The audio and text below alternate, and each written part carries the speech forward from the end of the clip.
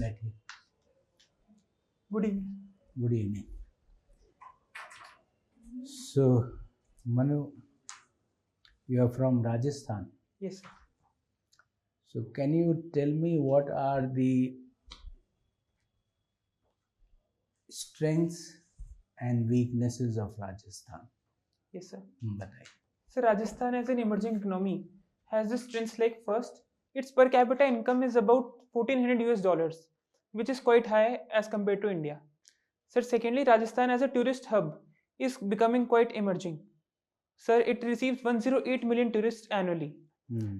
Sir, thirdly, Rajasthan is also famous for its culture and its forts and other monuments, which makes it quite a good destination, especially in case of marriages. Sir, when it comes to the negatives, the sex ratio of Rajasthan is just 9:28, which is abysmally low. Sir, secondly, there are also it is also emerging as a crime capital, and crime cases are increasing, especially crimes against women. Okay. So, if you have to promote the tourism of Rajasthan and you are secretary concerned, can you tell me 3 major steps which you would initiate for that purpose? So, firstly, I would like to promote the religious tourism of Rajasthan, as it contains Dilwara temple and Pushkar, such religious sites. Okay. So, secondly, I would also like to have a dedicated train services like the Palace on Wheels, which is already running. Such more trains can be started. So, thirdly, as a secretary, what I would do is to have an outreach on the social media and using platforms like a podcast, which are the emerging technologies which can attract tourists. No, these are all good ideas, but normally tourism is based on a network. So you also need to kind of create a network with other, travel agents, big travel agents all over the world, our embassies in the different part of the world, so that they, as a part of the package they promote, and also within the country you get included in a circuit which is covering maybe more than, like, tie up with Agra or some other. So Yes, all that will also help. yes. Okay. Your subject is PS and IR. Yes, sir. Of late, especially in the last few years, India has become quite an important player in the global diplomacy, and in many important countries we are part of the groupings. Yes. And so, what do you think is the main driver for emergence of India Yes. as a major in the diplomatic stage of the world? So, firstly, India enjoys a demographic window of opportunities, which makes Okay. it an lucrative market. Secondly, Okay. India has proved its potential in the form of technologies like space, nuclear, and other such technologies. So, Very good. UPI is a great example of this. Okay, very good. So you have said one is that market, the second is technology, which we have, we are one of the front runners in the world. Then number 3. So, number 3 would be India's growing GDP and its optimistic outlook towards the world. So, fourthly would be India's strategic autonomy, where it navigates through the turbulent times by managing the views of both the camps.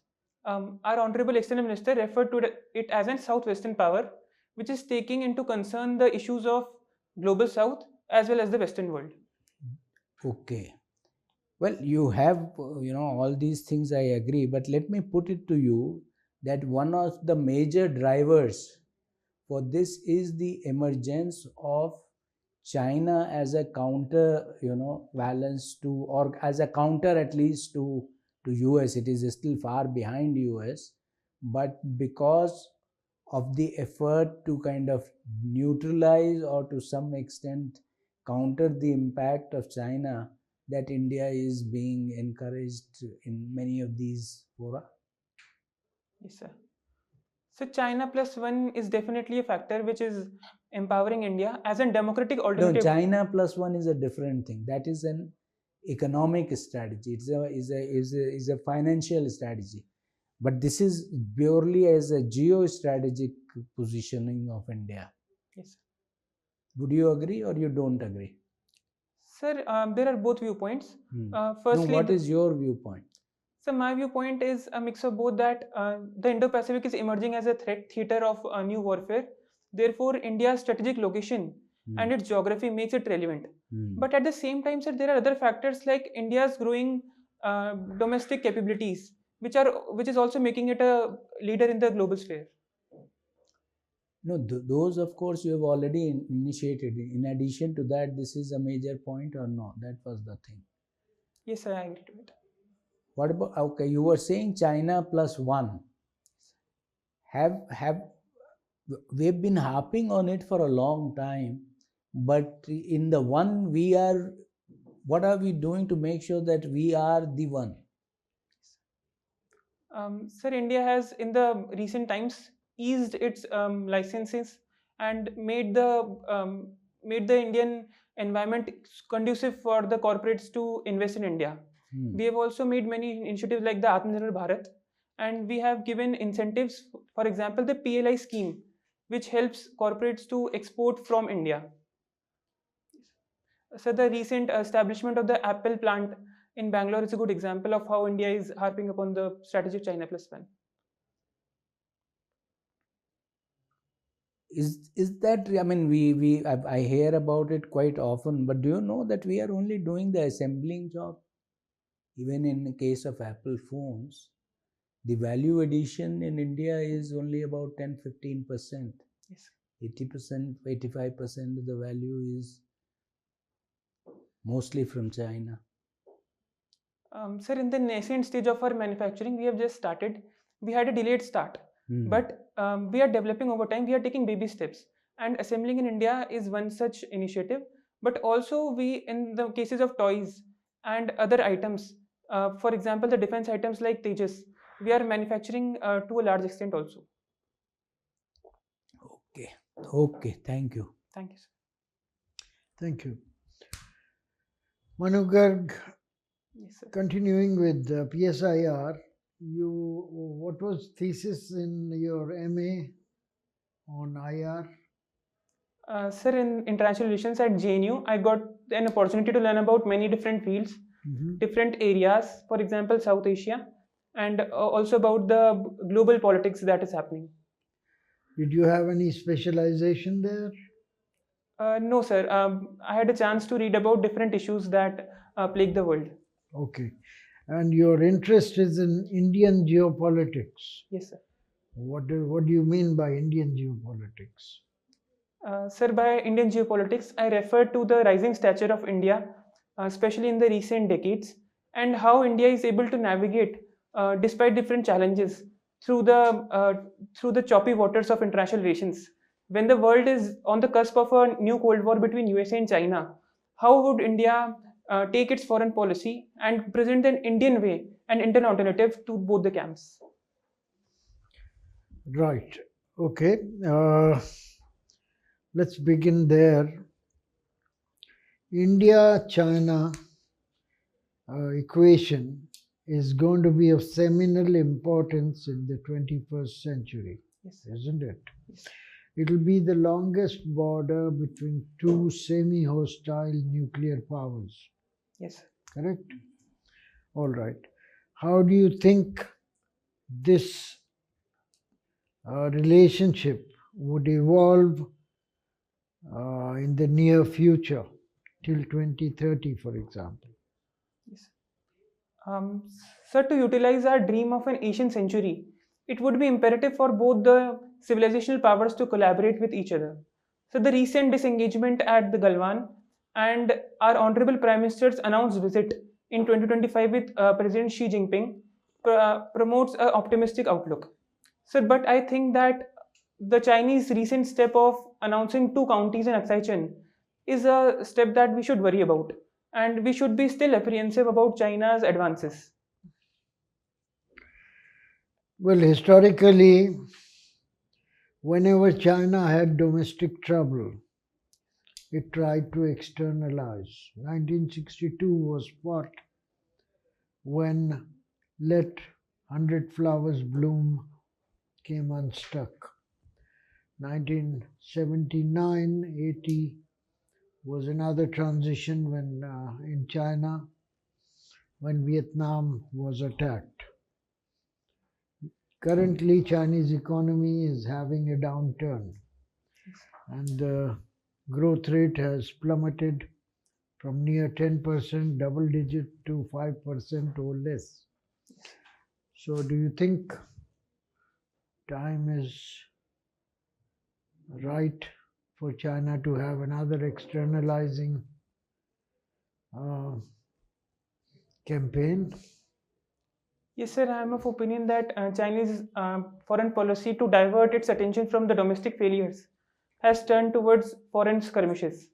Sir, the recent plan of China taking over Taiwan, which is in news, especially after the election of President-elect Donald Trump, is a headline that catches my attention when China can attack Taiwan and conquer it by force. So do you think the Asian century would come unstuck? Yes, sir, if China continues to have an hostile attitude towards its neighbor, especially Philippines, and in the South China Sea, towards Taiwan, and towards Mongolia and towards India, then it would be difficult to envisage such an Asian century. Let me also argue, for argument's sake, that Asian century is a misnomer. Growth rates all over Asia are falling. Demographic dividend is not in evidence in most of Asia, it's already over. And in India, there is no sign of it being deployed for higher growth rate. Okay. Now, our Asia's oil dependence, energy dependence on Middle East or elsewhere is unsated and makes it vulnerable. Japan and South Korea are aging far below their replacement levels. Yes, sir. Australia happens to be an outlier anyway. So, with all that milieu at your disposal, do you think Asia is still going to be the most important determinant of global destiny in this century? Yes, I still believe in the idea of Asian century. If India and China can cooperate to get towards the goal of Asian century, then yes, it is possible. Asia, especially India, still has the growth rate in positive terms even after the global polycrisis that affected the world. When Europe, which was the past hub of economic activities and the global geopolitics, is facing recession, then Asia emerges as a hope.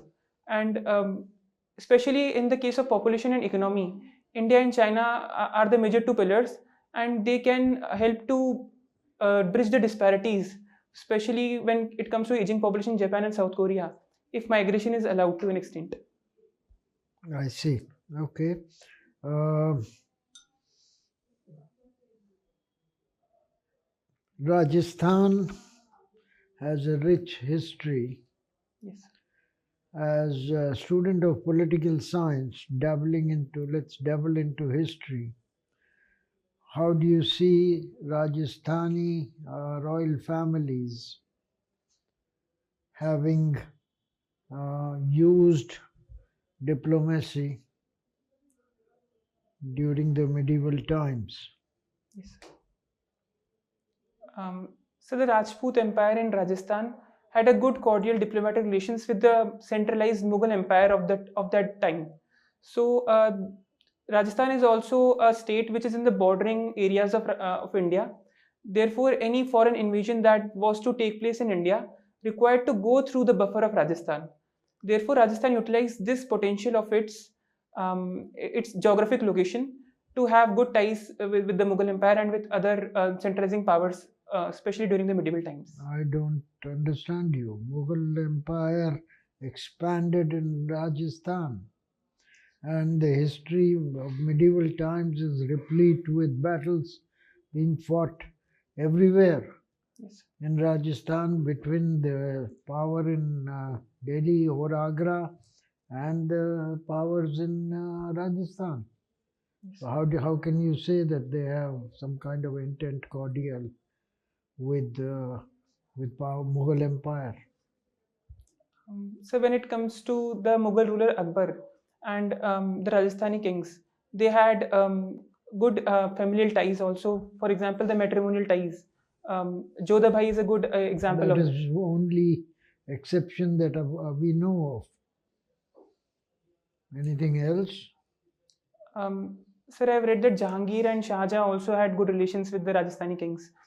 For example, Rajasthani king Man Singh was a general in the Mughal army and was quite celebrated there.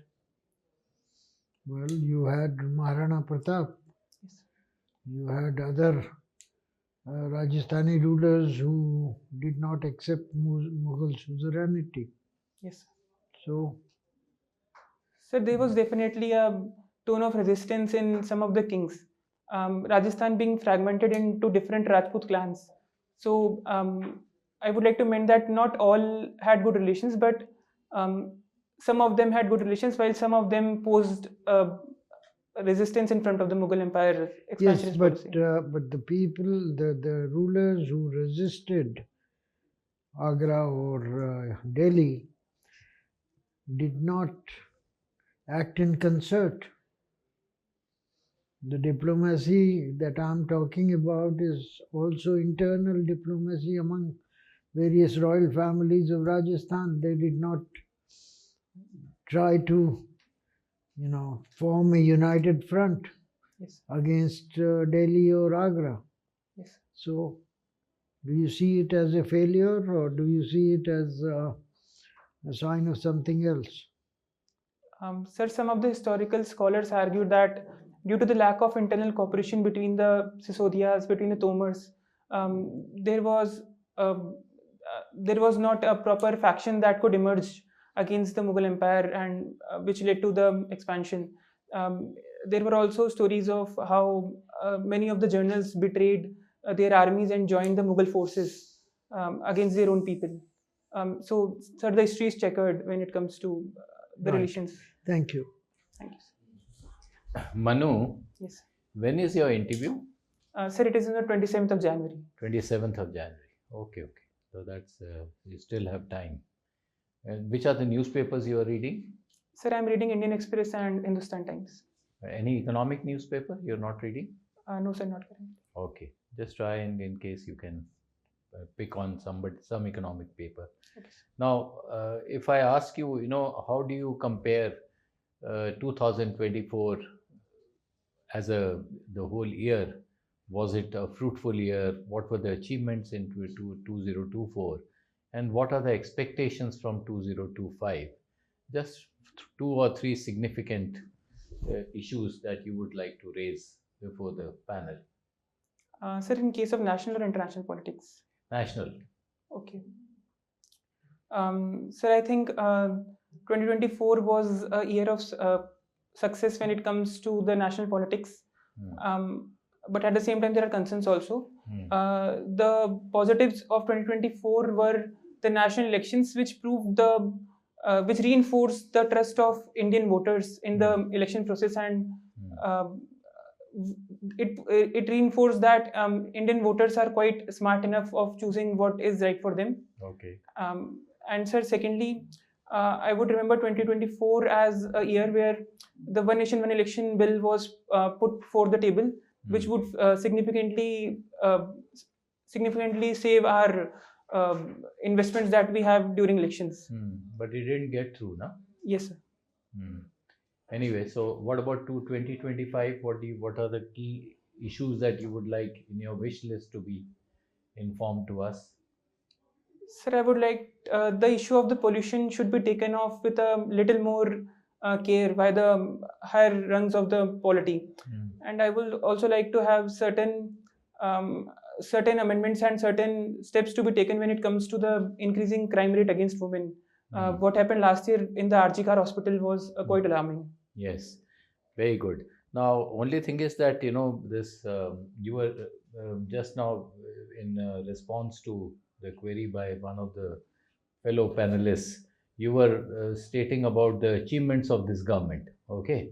Yes. And what is the ranking of ease of doing business? Do you know that? What's India's ranking of ease of doing business? Sir, the report has been not publicly announced due to some anomalies in case of China and Saudi Arabia. So since the About- last few years, it has not been released. No, there is a report which has already been published. You just have a look at that report. World Bank has a strong But otherwise, the Some report other is in the report public domain. Sir, I will have to read upon it. Just have a look at it. Are you aware of what is the happiness index otherwise of India? Yes, sir. Its rank has been declining and it is on the 132nd spot. So 132nd. Why is the happiness index declining when so many initiatives have been taken by the government, Yes. to ease the living of the common man? So what do you think are the reasons? Sir, I think India's big demography is a factor because the reports like these take into account a very small sample size, which according to me makes it a flawed report.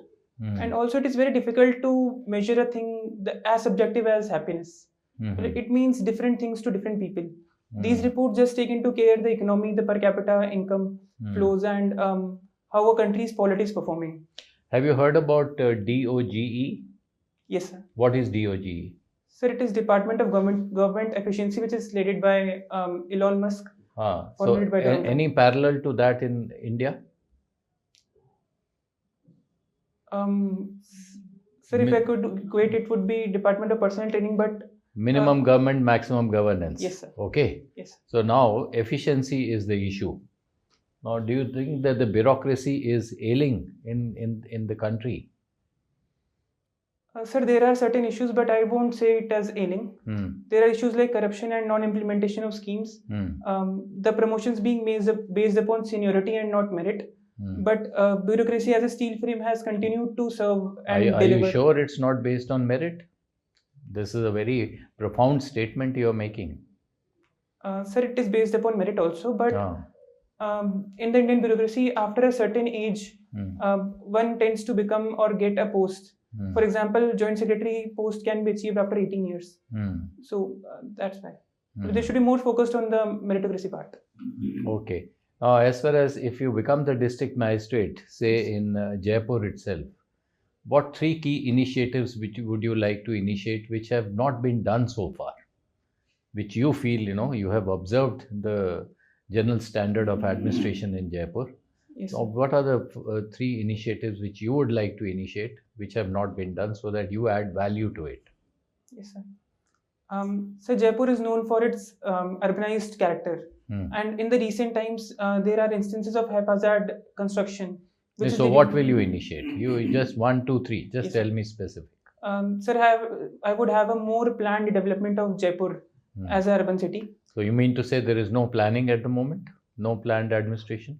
So there is a planned administration, but it is lacking in certain ways as there is increasing cases of traffic congestion on the roads. Okay. Number 2?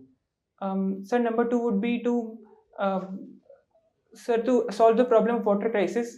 There is less focus that is done on the underground water resources. More focus is on the rejuvenation of surface rivers. So I would focus on that. Okay. Thank you. Thank you. Thank you, sir. Manu, since you are from Rajasthan, Yes. recently, just I think a few hours back, Rajasthan High Court came severely on the Rajasthan government for preventing and prohibiting the sales of the e-cigarettes. So, what is the reason? Sir, I am not sure about the particular case study that you mentioned. Okay, but why there was a rampant sale on online, whether it is you can see Amazon, Flipkart, and because of the how social media is pushing young minds to access these kind of platforms. Yes, sir. So, how can, as a aspiring civil servant, what is your take on this? Do you have any suggestion in your mind how to control?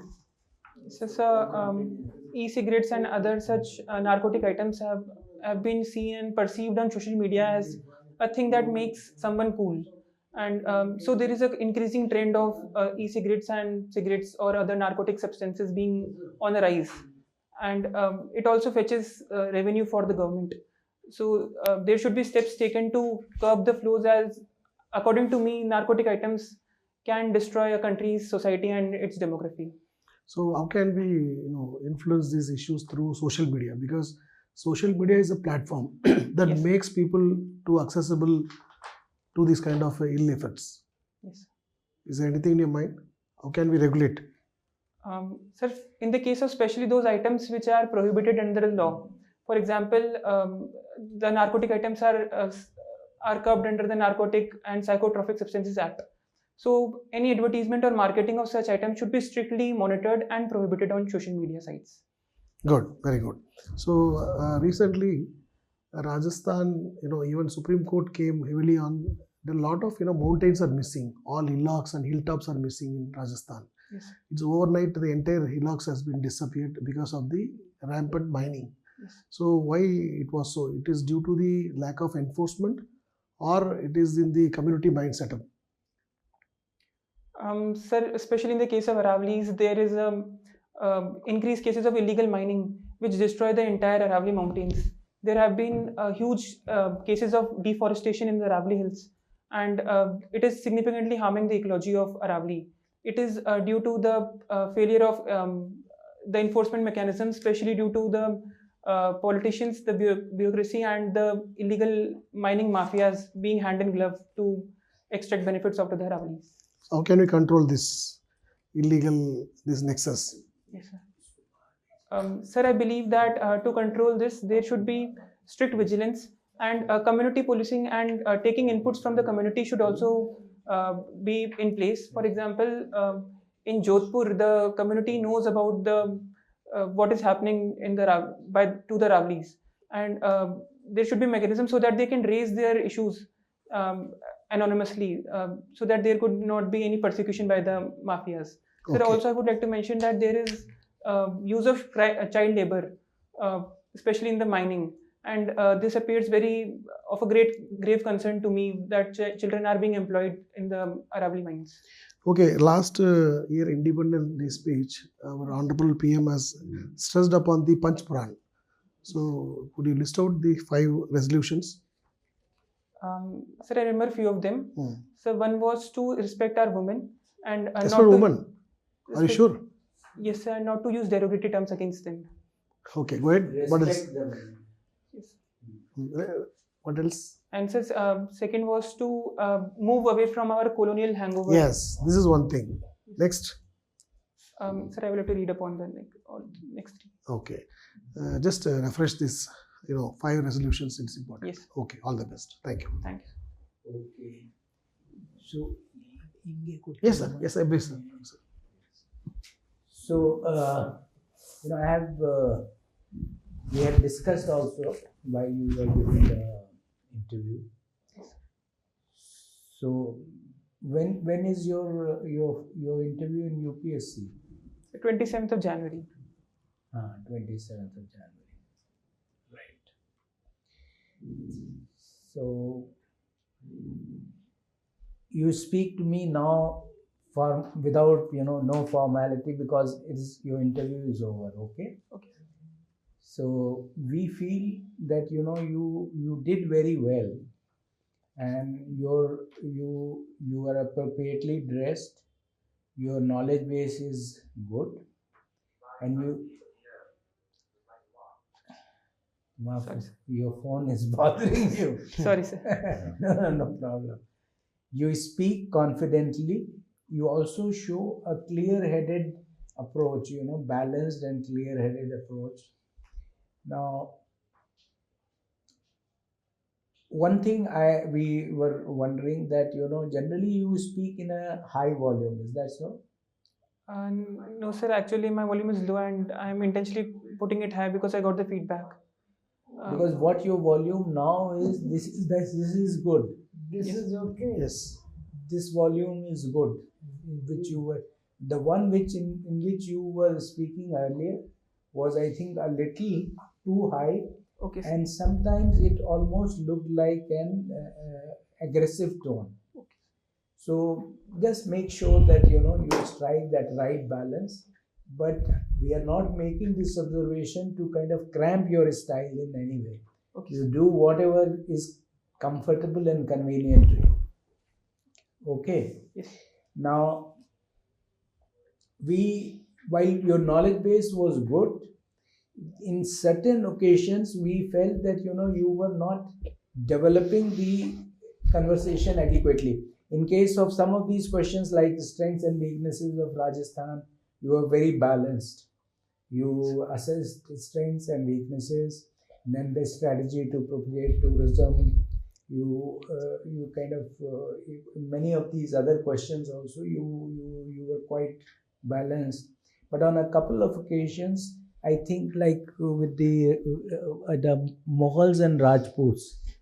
Yes, the internal diplomacy within Rajput kingdoms and diplomacy with the Mughal Empire, there was plenty of to and fro. You shifted to your positions. Yes, sir. You should have stopped, thought, and then spoken. And structured and then spoken. Because there was a degree of back and forth. Flux, yeah. That was avoidable. Yes.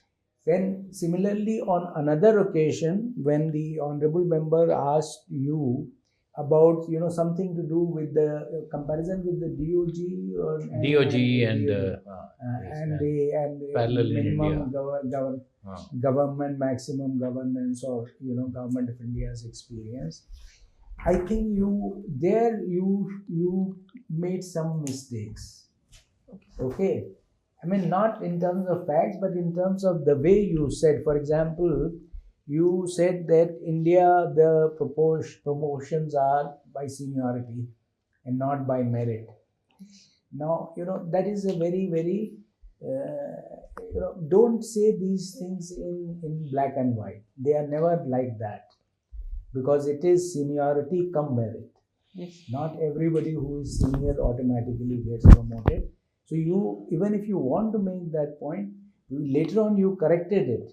You said it is largely on seniority. But I think that you could initially also have phrased it more diplomatically. Because that would have been factually correct, number one. Number two, if you are aspiring for a government job, you cannot make such a damning, condemnation of the existing system. Because then the question would be, why do you want to join an organization where your merit will not be recognized? Yes. Isn't it? Yes. Second thing is, you said in the course of the same conversation, you said that the system is corrupt. Now that was again a very damning condemnation, and again it also shows you in the bad light, that if you think that the system is corrupt, then why do you want to be a part of it? Yes.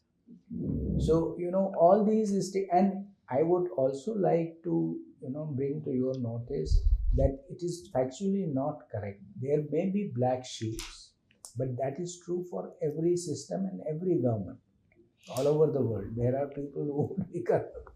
But if the whole system was corrupt, then India would not have progressed and reached the place where it stands today. So, since you are aspiring to be a government servant, you should not put it in these kind of words which will create an impression that if you want to join a system, how can you say that it's totally corrupt? Or do you want to join the system because it is corrupt? Yes.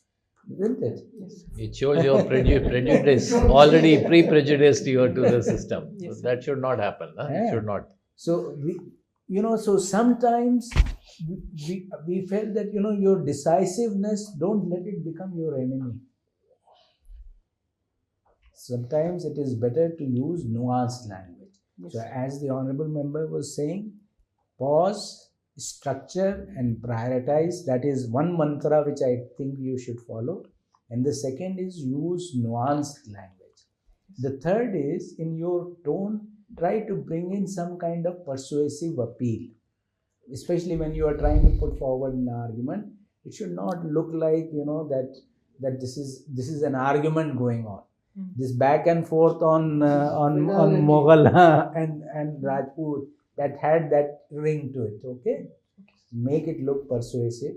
Otherwise, you are a very good candidate. I would say that you would be doing very, very well. I was most impressed by everything you said, except for 2-3 things which we have pointed out. Yes. You still have a lot of time. You please prepare for all that. Make sure that on this, especially on Trump's by that time, some of his announcements would have become actual orders. Yes, sir. The reaction of the world on this would be known. So please understand those things and try to express yourself on very measured and calibrated way on those things. Yes. Because those are international affairs. A certain amount of calibration would be very important there. Okay. Similarly, I think as the honorable member was mentioning about 26 January, what is the theme of 26 January, who's the chief guest, and various all that things will be there. So those things, be prepared about it. Because आपका तो 27th को ही है ना. Then budget, the discussions are going on. So keep and budget. That is very important. Yeah, you keep it. Budget track. And there will be economic survey.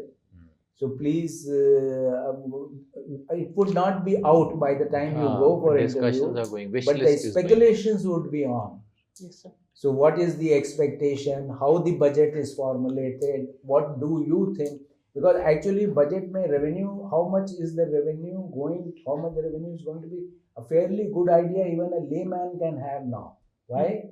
Because the quick estimate says, that the annual growth rate is expected to be 6.8%, and on the current prices it is supposed to be 9.5%.